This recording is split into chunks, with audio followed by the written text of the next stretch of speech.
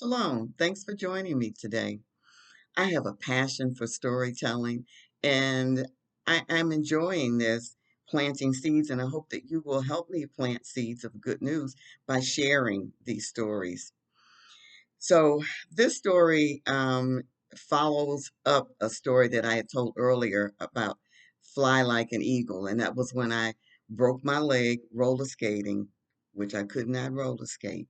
But anyway, if you look up that story.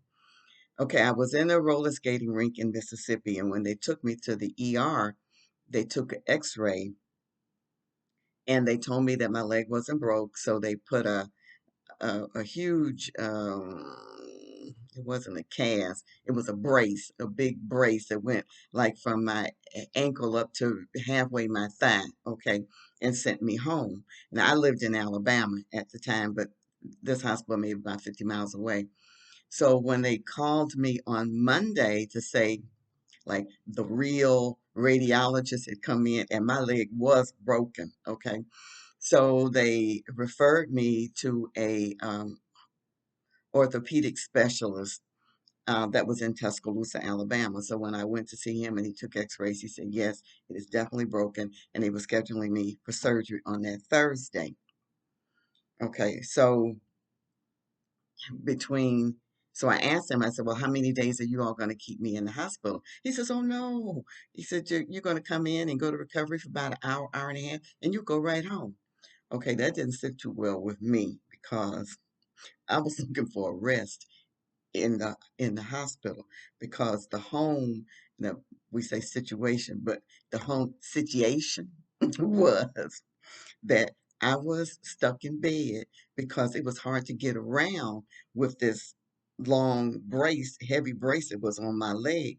And so I had a bell that I would ring for help, and that was Floyd, my husband, and my teen children, Winston and Zoe. And I would,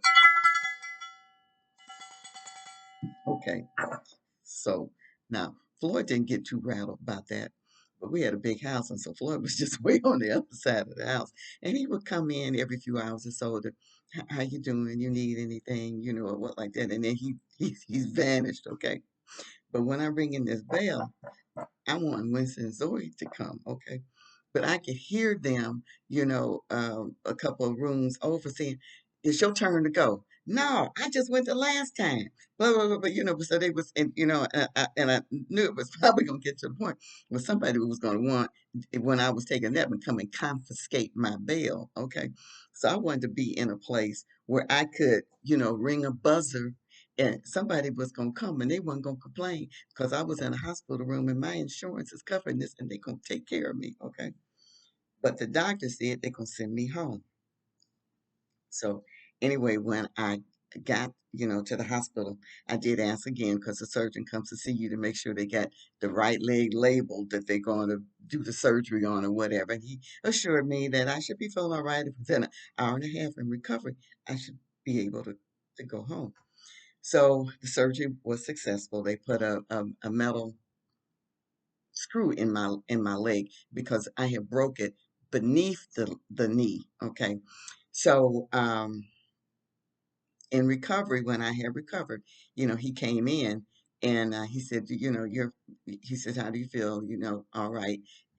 You should be all right to be able to go. Now Floyd was sitting there with me. So I didn't say too much to him. He said somebody else will come in later to make sure that you completely recovered. So when that next person came in, I said I was recovering, but I hadn't lost that thought that they're gonna keep me in this hospital. Okay.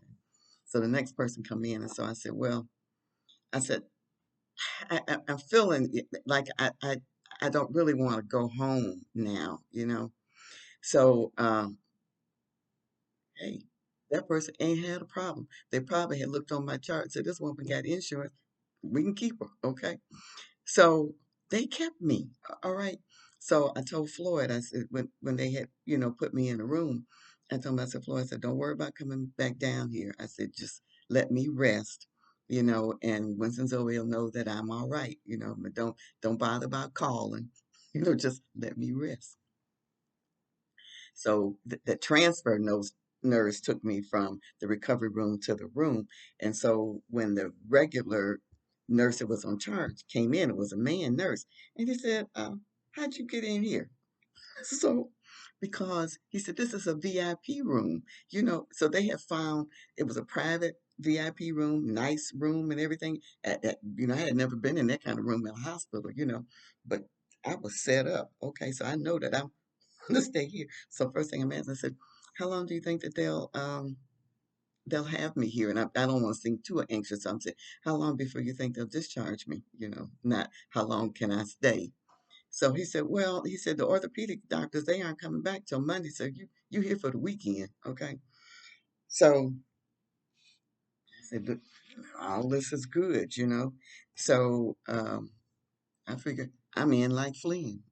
Okay. So now I've said that verse, I mean, not verse, but I've said that saying, several times. So I said, what does this thing really mean? But it goes back to some of you all who may be my generation, to Errol Flynn. And he was in those swashbuckler movies.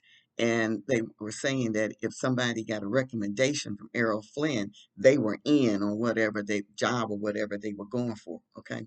So I was in like Flynn. So I'm settling back. They got me hooked up on an IV, and in the recovery there was some pain, and so they had given me some painkiller. But I guess normal regular folks would probably want more, so I let them hook me up with some morphine. So and what they told me, that every time that I should feel pain or something, just to do some clicks on this IV, and the pain would go away. So I tried it, and like click, click. And so then I'm waiting to see what's going to happen. And then all of a sudden it kicked in. It's like, okay. So I got this feeling of euphoria. And then it would kind of gently put me to sleep, and I would take a little nap. Okay. So when I woke up from the nap, I said, that wasn't so bad. Okay. So, but I really wasn't having that kind of pain. But then I started using it sort of to ease up the boredom, okay? Because I'm in there there was nobody else who was in there, and the nurses only came when I, you know, punched for them, because they weren't kind of coming in and taking my blood pressure all the time and taking blood and nothing like that. I was in there for like relaxation, R&R or whatever, okay? So when it would get boring for me, because I would turn on the TV, and if it was nothing but news. Now, for me, I can't sit and watch news all day. Some people can, but once I've heard the headlines, and even nowadays, I'll turn on the 6:30 news. I hear the headlines, and then I probably turn and going over to something else, because I don't need to hear all the details, because it's the same thing going over and over and over again. So I would turn, and I'd turn the channel, and maybe there'd be Hee Haw on, with some reruns with Minnie Pearl with the little tag hanging down from the hat, or Lawrence Welk with the champagne music. So I said, no, I don't want to listen to this. I said, but I'm so bored. So I said, click, click. So I wait, and then, hmm, okay. So I got the euphoria, and I was out again for another nap. So they had hooked this IV up in my left arm, okay? So I did that, it was like Friday, and I'm into Saturday, and Saturday was like Sabbath. And so I wasn't watching TV then, so I was probably doing a whole lot of them click clicks, wait. Hmm. Okay. So then one time when I click click and wait, nothing happened. Click click, wait, nothing happened. So I'm buzzing the nurse. I'm like, what's up? He giving me nothing. So they look at it and say, oh, that vein has blown. And so we have to take it out of there. We can't use it out. And so just as quick as, I don't know what I said, well, put it in this arm. Okay. So they hooked me up over here in this arm. And so I start again, click, click, wait. Okay, so it was working. So, but I think I did that twice, not right behind each other. But the third time I did a click, waited, and nothing happened. Click, waited, nothing happened. So I'm calling the nurse again. So they said, "Oh, Miss Kim, you've blown the vein in that arm." Okay. So now I hear a bell from on high. I didn't actually hear a bell, but I heard Father saying to me, "Sharon, what you doing? You ain't in pain. Why you shooting up with that morphine?" And so it hit me like this ain't nothing I should be doing, even if it's under medical supervision. I don't need to be doing this. And so I repented of that and didn't deal with that anymore. But it reminded me of Proverbs because at some point I was ignoring, and I can't say the it came to me while I was doing it that maybe you shouldn't do it. But the feeling of it and the emotionality of it, of being able to take a nap when I want to, because sometimes being restless is kind of hard to get to sleep and you get aggravated and whatever else. And then sometimes it would just feel good because if I had to get up to go to the restroom, I had to call the nurse. She had to hold the IV thing, and I'd have to get over to on a walker. So I'm hopping on the left leg, dragging that right leg. So hop, drag, hop, drag. Okay, all the way there. And then hop, drag, all the way back, and then hop, hop, hop, hop, hop to make the turn to be able to sit on the edge of the bed, and then for her to put all that stuff in. And so it was just nice to click, click, wait, and going to sleep to kind of recover. So, but Proverbs says, "Wisdom crieth without, she uttereth her voice in the streets. She crieth in the chief place of concourse, in the openings of the gates. In the city she uttereth her voice, uttereth her words, saying, How long, ye simple ones, will ye love simplicity?" I mean, the way of the world. "And the scorners delight in their scorning, and fools hate knowledge."